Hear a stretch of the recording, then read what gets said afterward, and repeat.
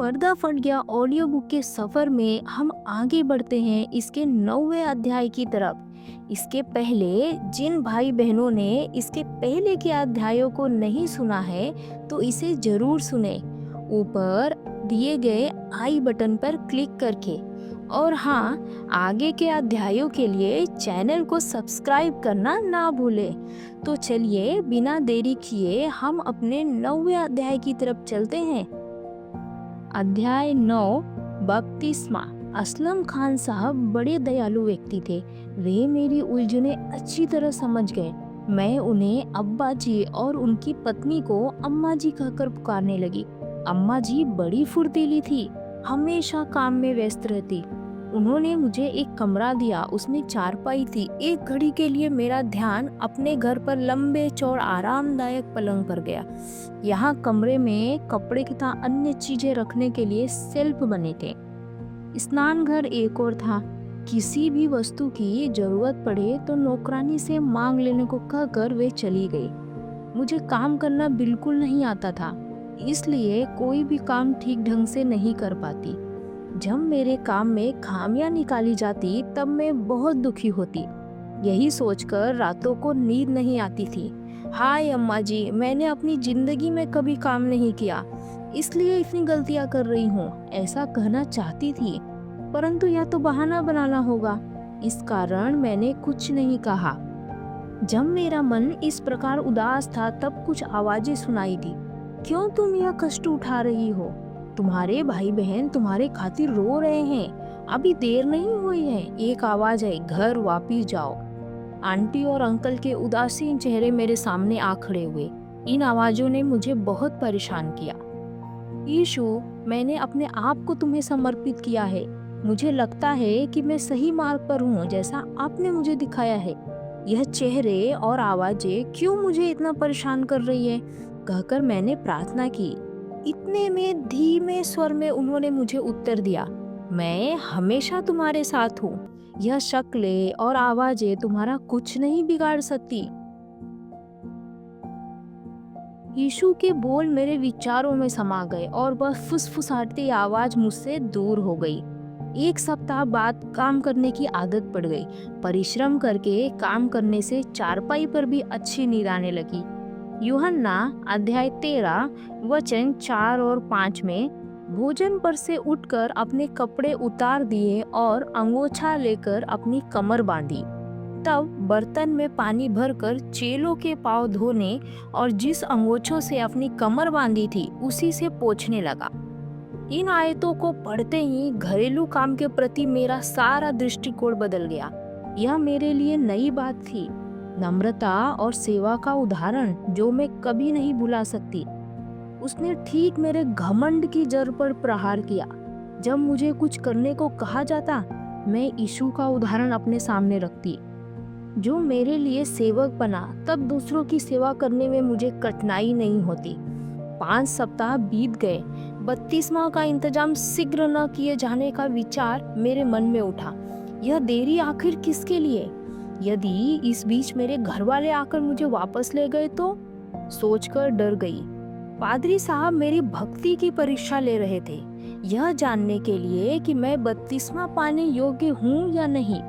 खान साहब बारिश रोड के पास वाले मेथोडिस्ट गिरजाघर के पादरी थे। वहाँ रविवार की आराधना में मैं भी शामिल होने लगी। आराधना करते हुए मसीही लोगों के बीच मुझे एक तरह की आजादी महसूस हुई। यहाँ अनेक बातें भिन्न थी। जिस मन से पादरी उपदेश देते, उनके पीछे बड़े बड़े अक्षरों में इस प्रकार लिखा था, देख, मैं द्वार पर खड़ा हूँ, खटखटाता हूँ। मैंने इसके विषय में सोचा। पाकिस्तान में हर एक को दरवाजा खटखटाने की आदत है। वे दरवाजे और गेट को जोर जोर से खटखटाते हैं, परंतु यीशु ने मेरे मन का द्वार कितने धीमे से खटखटाया।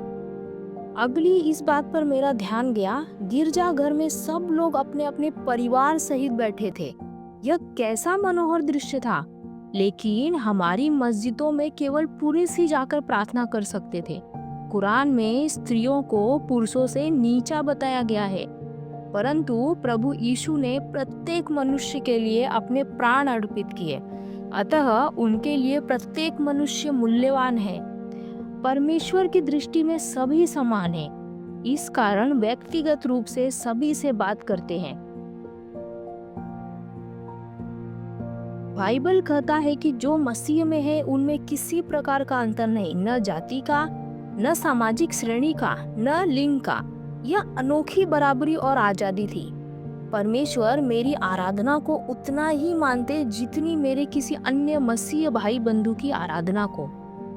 हम सब मसीह की देह का भाग हैं। इस कमरे में सभी मिलकर बीमारी से पीड़ितों और मुसीबत में फंसे लोगों के लिए प्रार्थना कर रहे थे। अपने इस परिवार में उन्होंने मेरा भी स्वागत किया। धीरे धीरे कलेशिया मेरा परिवार बनने लगा। यहाँ मेरे कई भाई बहन बने।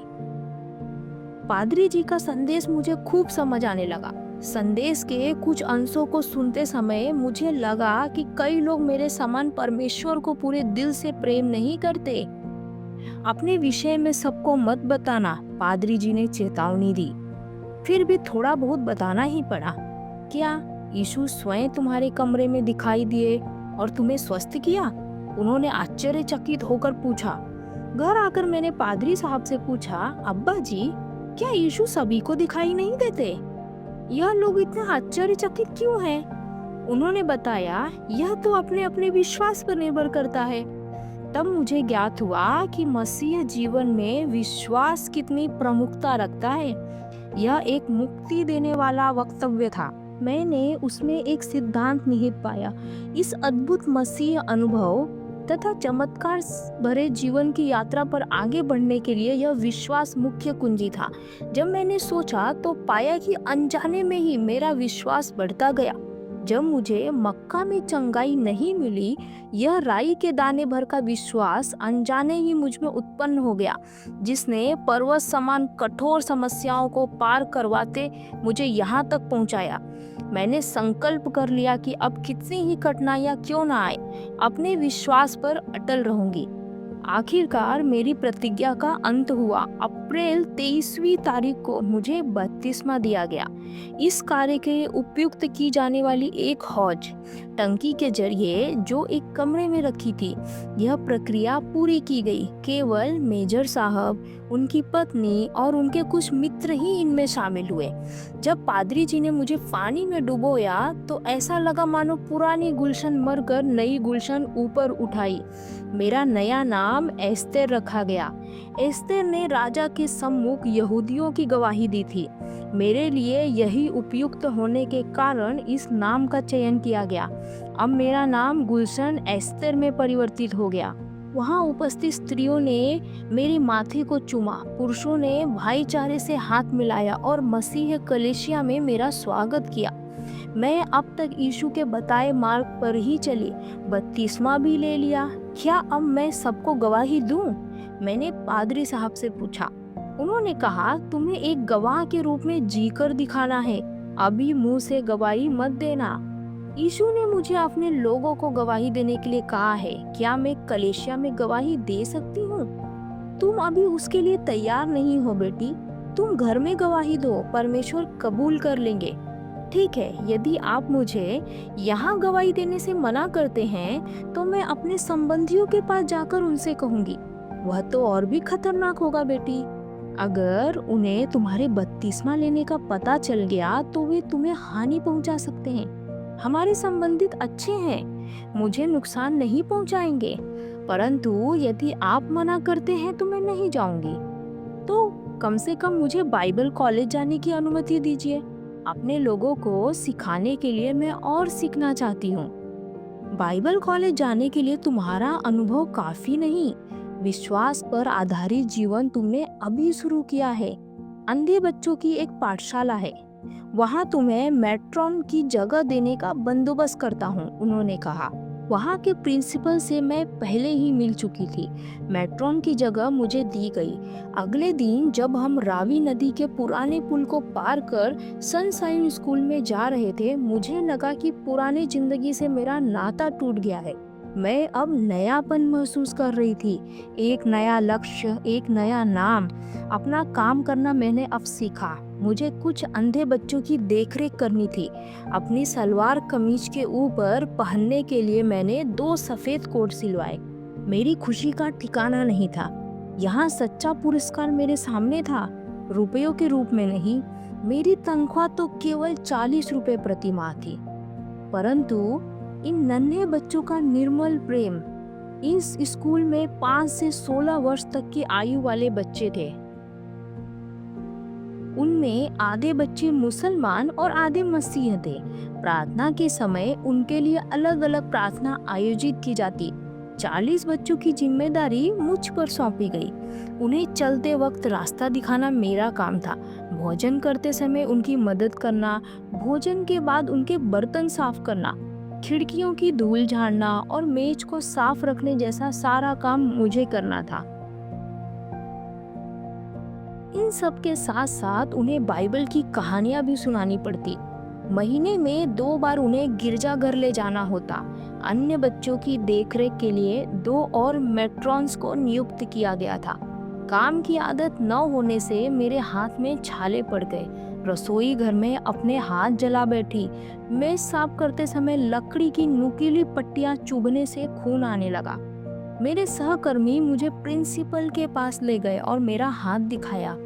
उन्होंने हाथ पर लगाने के लिए दवा लेते हुए कहा, बेटी, इससे ज्यादा मैं तुम्हारी और कोई मदद नहीं कर सकता। यदि यह काम तुम नहीं कर सकती तो इसे छोड़ सकती हो। मेरे सहकर्मियों ने ढांढस बताते हुए कहा, हम तुम्हारी मदद करेंगे। मैंने अपने जख्मी हाथों के बारे में यीशु को बताया। यीशु बोले, तुम्हारे खातिर मेरे हाथों को सलीब पर कीलों से ठोका गया। यह स्मरण आते ही मैंने सोचा, क्या यह कष्ट भी कोई कष्ट है? सतह के नीचे हालांकि दूसरे गंभीर युद्ध लड़ने थे। इस स्कूल में आने के पश्चात मैंने अपने भाई अलीम शाह से फोन पर बात की। भैया, मैं पूरी तरह मसीह बन गई हूँ। लाहौर में अंधे बच्चों के लिए स्कूल में काम कर रही हूँ। तुमने यह क्या किया? वह सब छोड़कर घर वापिस आओ। मुझे मार्ग, सत्य और जीवन प्राप्त हुआ है। क्या यह सब छोड़कर आऊं? तुम्हारी बुद्धि पूरी तरह भ्रष्ट हो गई है। यदि ऐसा ही है तो फिर कभी मेरे घर में कदम न रखना। ठीक है भैया, मैं सत्य को छोड़कर कैसे आ सकती हूँ, आप ही बताइए। ओह, तो ठीक है, आज से तुम मेरे लिए मर चुकी हो। कभी मेरा मुंह मत देखना। आप लोगों द्वारा बहिष्कृत किए जाने पर स्वर्गीय पिता मुझे आसरा देंगे। मैं यीशु में समाहित हो चुकी हूँ। यदि मैं आपके लिए मर भी चुकी हूँ, चूंकि मैं मसीह यीशु में सही हूँ, यदि आप भी यीशु मसीह में मरते रहें तो जिंदा रहेंगे और आप मुझे देख सकेंगे, है ना भैया? मैंने कहा। उन्होंने फौरन रिसीवर पटक दिया। मेरे बपतिस्मा पाकर पूर्ण रूप से मसीह हो जाने की खबर मेरे अंकल, आंटी और सफरसा भाई साहब को पत्र द्वारा दी। कोई बात नहीं बहन, हमारे साथ आकर रहो, ऐसा जवाब अपने भाइयों से पाने की मेरी अभिलाषा थी। परंतु क्या ऐसा होगा? पादरी साहब ने मुझे जल्दबाजी में आकर किसी को अपने विषय में कुछ भी न बताने की चेतावनी दी थी। जब कभी बच्चे मेरे घर के बारे में पूछते तो कुछ न बताती। उन्हें बाइबल की कहानियां सुनाया करती। वे बड़े आनंद से सुनते। सोने से पहले एक और कहानी सुनाओ दीदी कहकर जिद करते। अपना सारा काम निपटाते निपटाते 9 बज जाते। उसके बाद बाइबल पढ़कर प्रार्थना किया करती। हर बार जब मैं अपनी बाइबल खोलती तो मेरे साथ यही होता, मानो कोई शिक्षक मेरे साथ बैठा बाइबल समझा रहा हो। यदि रात में कोई सवाल मन में उठता तो मुझे यह निश्चित था कि 1-2 दिन में मुझे उत्तर मिल जाएगा। मेरी आत्मिक जानकारी बढ़ रही थी। उन नन्हे अंधे बच्चों से मुझे कुछ सीख प्राप्त हुई। अपने कष्टों को वे कितनी खुशी खुशी झेलते हैं। हे प्रभु, मैं भी कितने साल आपके प्रेम से वंचित एक अंधे जैसा जीवन व्यतीत कर रही थी। मैंने मन ही मन सोचा। एक दिन सफरसा की चिट्ठी आई।